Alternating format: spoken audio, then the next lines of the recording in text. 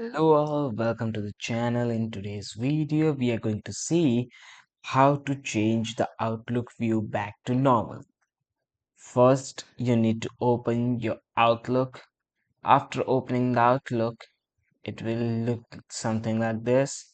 Then you have to go to the view, click on view, and then go to this three dots in the end.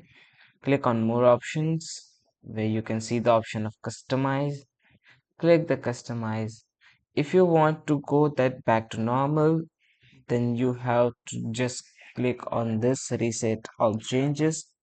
Click on reset all changes, and after that go to save.